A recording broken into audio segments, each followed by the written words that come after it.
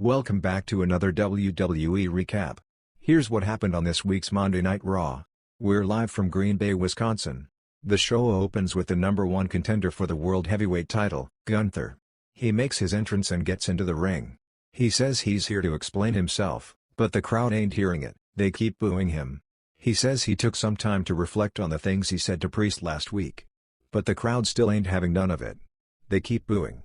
So Gunther says, well, screw it, I meant everything what I said last week. And that Pearce and everyone in this building is nothing more than street trash. He says that the reputation and the prestige of this great company and the heavyweight title is at stake, so Gunther is not going to hold back. He says he opened the show today and not the champion because even the people backstage know that Gunther is more of a face of this company than the so-called champion Pearce. He says that Pearce is nothing more than a pretender and a wannabe. He says that Pearce can be judged by the company he keeps, and since Pearce is street trash, it is natural that he would be friends with people who are also street trash, aka the Judgment Day. Then Gunther says that he is going to give Pearce one last chance to just come out here and hand the title to him, so he could save him the embarrassment at SummerSlam. Music hits and Pearce is here and he is walking with purpose. The bisexual Undertaker gets into the ring and without saying even a word, he unloads a heavy strike on Gunther. The fight is on. The referees come to separate them but it doesn't work. Then the WWE management gets here and they take Gunther out of the ring. Pearce now starts unloading on the security. He is wrecking everything. Then he gets out of the ring and attacks Gunther again. They are again separated, but Pearce again manages to run away and attacks Gunther again. After the commercial break, Jackie is waiting to get a word from Gunther, you can see him in the background. But Pearce again comes running and attacks him. They go at it again and then they are once again separated. But Pearce is not letting go. In the end though, they are finally separated and that is the end of this segment. Next up, we have a #1 contenders match between Dragunov and Breakker. The match is pretty good, as you'd expect from these two. In the end, Dragunov is aiming to launch himself at Breakker from the apron, but he is caught mid-air by a vicious spear. Dragunov is down and Breakker rolls back into the ring. The referee starts counting Dragunov out but then she goes out to see if he's okay or not because he ain't moving. She checks up on him and she says that he is unable to continue this match. So this match is over and Breakker is the #1 contender for the Intercontinental Championship. Backstage, Rhea Ripley is talking to the Judgment Day about how all the gold will be coming back to the Judgment Day after she's done beating Liv Morgan at SummerSlam. After she's done talking, Dom gets up to talk to her. He says that last week it was cool and all how Rhea said in front of the world that Dom was hers. But he saw something online that worries him and that is, when Jey Uso asked for Mommy's number, she said yeet. Rhea laughs and replies by saying that she's just messing around, unlike you Dom. And then she says to him that she has also looked at his social media posts online regarding Liv Morgan. Finn Balor gets up and says that Dom, you should take care of Jey Uso once and for all. Rhea gets offended and says that Jey doesn't matter so we don't need to do this. Finn asks Rhea, are you defending Jey Uso? She says that she's not defending him, she's just saying that we all don't need to go to war with him, especially with everything already on our plate. She says to Dom, use your brain and she leaves. After she leaves, Finn says to Dom that you know what you have to do, so you better do it. End of segment. Next up, Lyra Valkyria is in the ring with these two random unknown wrestlers. Lyra Valkyria has a match with Sonya Deville of the Three Lesbians. The match gets underway and as you would expect from these mid-wrestlers, the match was also mid. In the end, Valkyria goes up top but Shayna distracts the referee and Zoey plays interference and she throws Valkyria off the top. The two random wrestlers get involved to take care of the two lesbians outside. Then Sonya Deville pushes one of the unknown girls and now the two lesbians outside have the upper hand. Valkyria sees her two little small babies in trouble and she decides to help them out. Sonya Deville catches her and delivers her finisher in 1 2 3, Sonya Deville wins. The three lesbians stand tall in the ring. End of match. Next up, we are shown yet one more VHS tape from the Wyatt Sicks. Last week we got an introduction of one of the Wyatt Sicks and it was Eric Rowan. This week, it is Nikki Cross. She appears on video and Uncle Howdy is talking to her and he's saying, look at yourself. Look at yourself. Look at yourself. They lie to you. They ignore you. Then Howdy says that they want to push you into solitude. But not me. At first, Nikki is laughing but then Uncle Howdy gets into her head with these things and he again says to her, look at yourself. And this time, Nikki starts crying and she screams loudly. So basically we are shown here what we were shown last week, and that is that everyone discarded Eric Rowan but Uncle Howdy took him in. Now, everyone has discarded Nikki Cross but Uncle Howdy has took her in. This also coincides with what Bo Dallas said, that they all thought they would get rid of us so they kept on ignoring us, but we will never go away. Interesting stuff. End of segment. Next up, CM Punk is here. He makes his entrance and gets into the ring. Punk starts by saying that he's here tonight to paint the Green Bay and his pink shoes red with the blood of a Scottish psychopath. Then Punk says that he saw his surgeon this past Saturday night and he said that Punk was medically cleared now to get back into the ring. Punk says that he is going to fight now and he wants his pound of flesh today. He calls Drew McIntyre out and starts taping his wrists. Music hits and Drew McIntyre is here. But he's not running to the ring, he has a microphone in his hand. McIntyre starts by saying that he has waited for this moment for so long, for Punk to be medically cleared and be standing in a WWE ring. Now, McIntyre says nothing is going to stop him from getting into that ring and tearing Punk apart.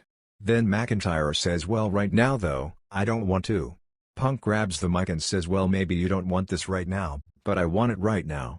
He gets out of the ring and goes after Drew McIntyre. McIntyre starts walking backwards and then all the referees and some WWE management come out to hold Punk back. McIntyre says to Punk to relax because our match is a big money match and it is not a match that should take place in a measly town like Green Bay. McIntyre says to Punk that you should relax and chill like me, don't get so emotional. McIntyre says that when he gets angry though, he turns to his family and they calm him right then and there. And while saying this, he takes out the bracelet from his pocket, the very same bracelet that he took off of Punk, the bracelet that has Punk's wife's name on it and his dog's name on it. CM Punk is now irate and he wants to be let go so he can attack Drew McIntyre. Adam Pearce shows up and he says to Drew that you have been back 10 minutes from your suspension and you're already causing chaos. Adam says that there is a reason y'all aren't fighting right now. And that reason is, Drew McIntyre is officially reinstated and CM Punk is officially medically cleared, so that means that the match is also official between them and it will take place at SummerSlam. Then Adam says that if either of you lay hand on each other before the match though, whoever does it first will be suspended indefinitely and then the other one will be suspended as well. Then Adam says that he has a big referee problem between you two. And then the music hits. And it is Seth Rollins. He laughs in McIntyre's face and goes to Adam. He shakes his hand and gets into the ring. He starts by addressing them both and says that the chaos you both have caused has scared everyone away from you and no one wants anything to do with you whatsoever.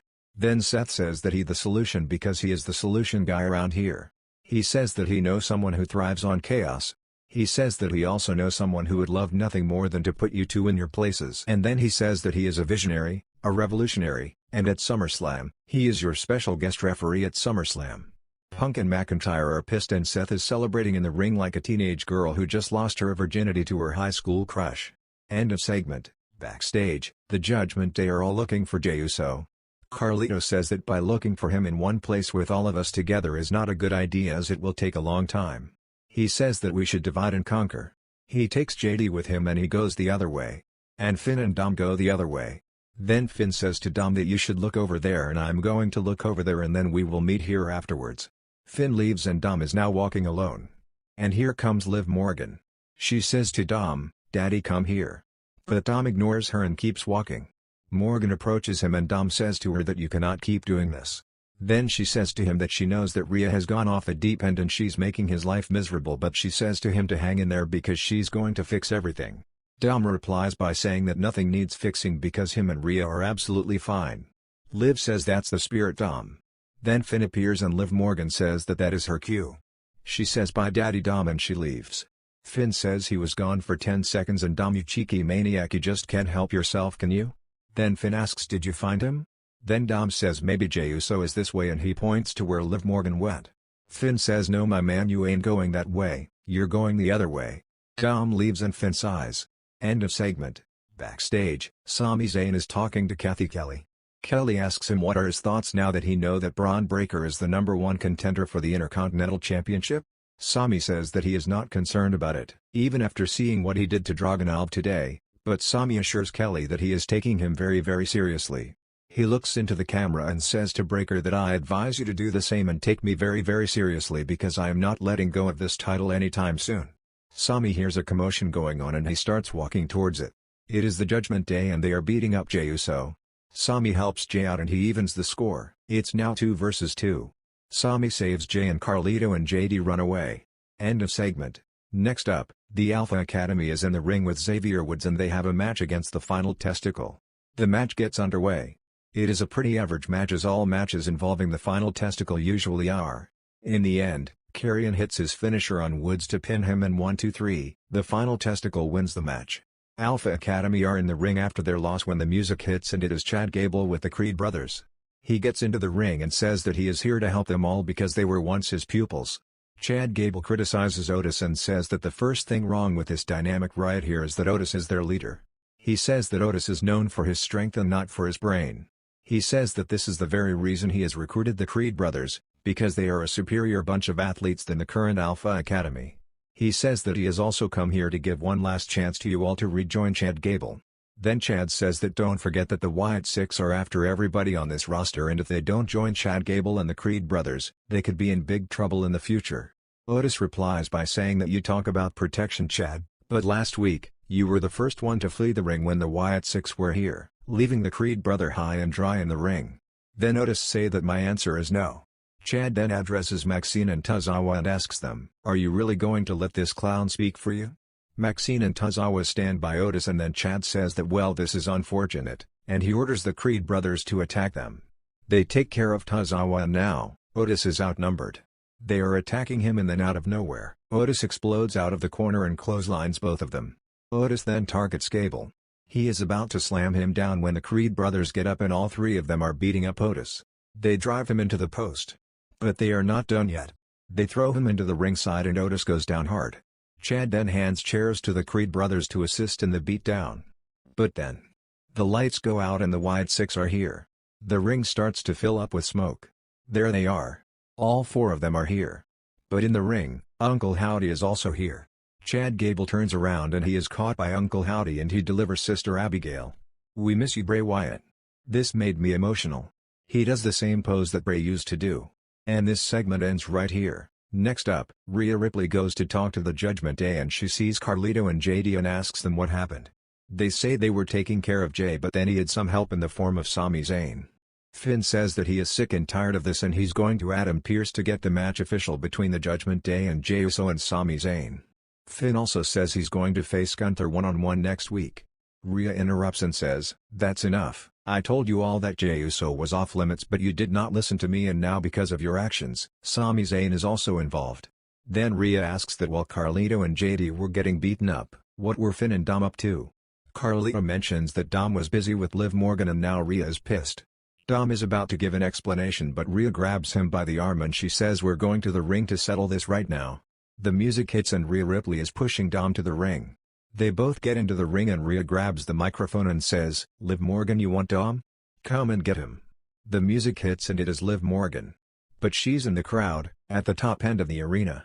She says hi to her daddy Dom and she says that she's not going to come down to the ring because she's going to wait for SummerSlam. Then she says that yes, she has feelings for Dom. Then she says that Dom also has feelings for me and even you can't deny it, Rhea. Then she says that the reason you can't deny this is because gorgeous men like Dom do not go for girls that look like Rhea Ripley. Then she turns around and says that men like Dom go for girls like me. Rhea starts to go to Liv Morgan but Dom stops her. She pushes him aside and tries to get out of the ring when Dom grabs her by the arm and brings her back in. Dom says that please let me take care of this. Liv Morgan then says to the crowd that please let Daddy Dom talk. Then she says that she knows what you are going to say, Dom, and she says that she feels the same way. Liv says to Dom, just say those 3 words. Dom says, you want those 3 words? I hate you, Liv Morgan. You have ruined my life. Are you deaf, Liv? Are you dumb, Liv?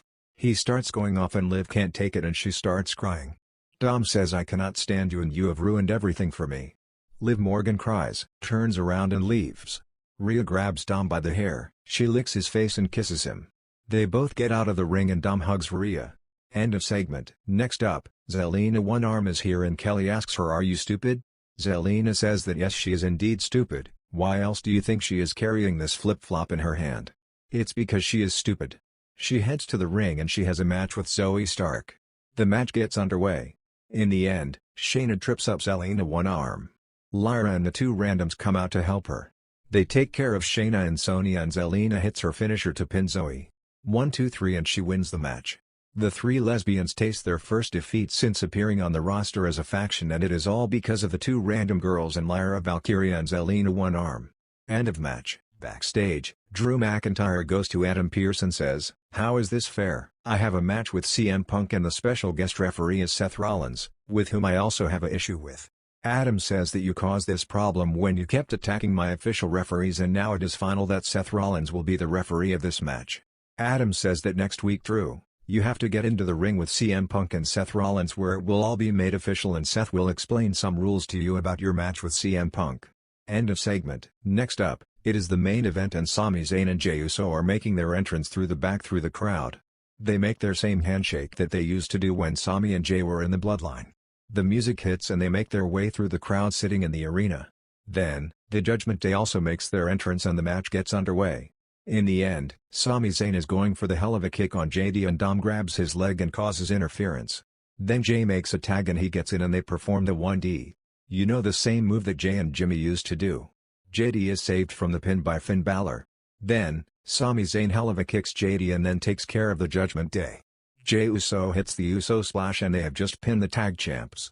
After the match, they're both celebrating when Breakker gets into the ring. Sami turns around and he is met by a vicious spear. Breakker leaves and the show ends with this shot right here. What did you think of today's recap? Comment down your favorite part and don't forget to like the video and subscribe to the channel. Toodles.